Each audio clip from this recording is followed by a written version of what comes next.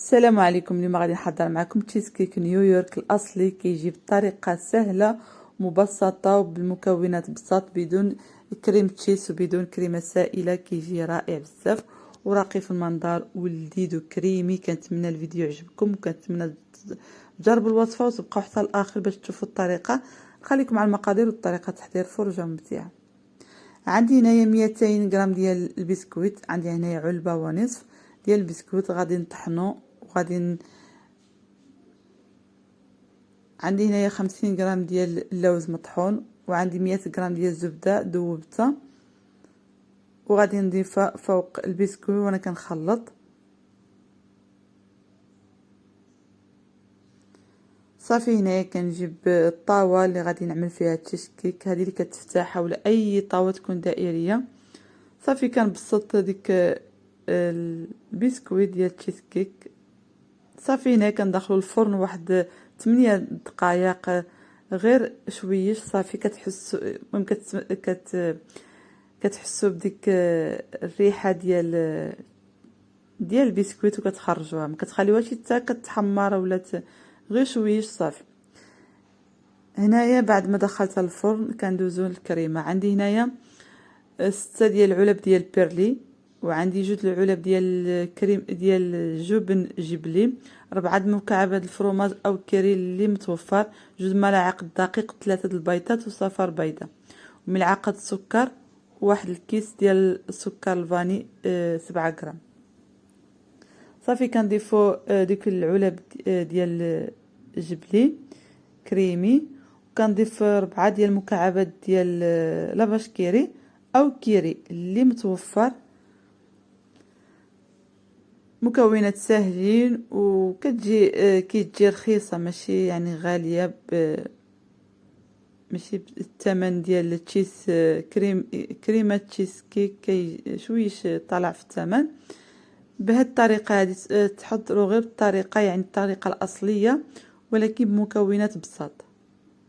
صافي كنضيف الكل وكنبقى نخلط مزيان حتى كيندمج ديك الجبن وديك دانون بيرلي ومع الجبن ومع ديك مكعبات ديال الفرماج.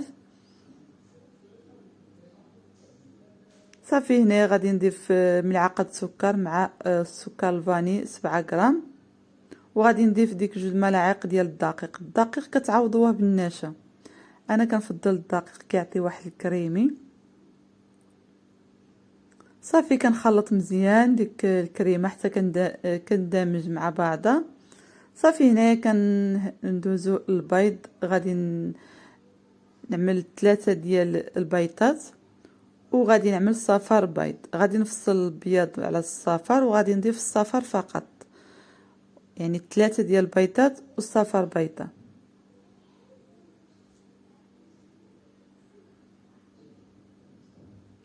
صافي هنايا كنضيف بيضه وانا كنخلط بشويش بشويش. كنخلط مزيان حتى كيندمج ديك البيض كيدخل مع الكريمه. طريقه سهله والمكونات بساط.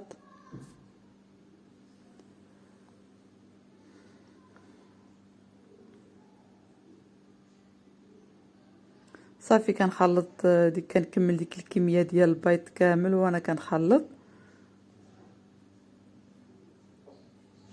صافي هنايا كنجيب الورق اللي غادي نلبس المول ديالنا. ضروري هاد الطريقه ضروري غادي تعملوها،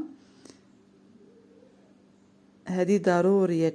كنجيب الورق الالومنيوم وكنبقى نعمل وحده فوق وحده، يعني عندي صغير شويش عليها دوبلت الورق. صافي كنجيب ديك التشيز كيك بعد ما خرجته الفرن وبرد ليا، كان بارد. صافي كنبقى كنلبسو كامل ديك المول بديك الورق. صافي على هذا الشكل هذا. دابا غادي نكب كريمه ديال التشيز كيك. صافي كنكب تشيز كيك على بسكويت بهذه الطريقه هذه، كنبسطها. صافي وكنضغط عليها واحد شويش، داخله الفرن. الفرن مسخن على 170 درجه، وكنخليوها 50 دقيقه من الفوق ومن التحت، كنخليوها 50 دقيقه. ملي كنطفيو عليه الفران كنخليوها عاوتاني ساعه المكانه في الفرن، داخل الفرن كنشدو عليه، كنخليوه ساعه المكانه حتى كيبرد الفرن، كنحيدوه وكنخليوه فوق في المطبخ تيبرد صافي. كندخلوها الثلاجه ليله كامله اولا 6 ساعات، اللي يعني 6 ساعات كافيه. انا خليته هنايا ليله كامله صافي. هنايا غادي نعملو فوق واحد لاطه ديال الفرن، وغادي نسخن الماء يكون مغلي، وغادي نضيف عليه على ديك الطاوه تكون كبيره على المول اللي غادي تعملوا فيه تشيز كيك، غتكون كبيره شويش صافي. كنكبو هيدا وكندخلو الفرن حتى يطيب صافي. بعد ما طابت ودازت ساعه المكانه 50 دقيقه في الفرن، وطفيت عليه خليته ساعه المكانه وحيدته. كتبقاو ملي كيكون في الفرن كتبقاو تشوفوه بالسكين بالعود واش باقي كيتحرك، كتخليوه واحد 5 دقائق. انا بعد ما طاب حيدت له المول ديالو صافي. هنايا كنقطعو مثلثات. عاد غادي نضيف عندي هنايا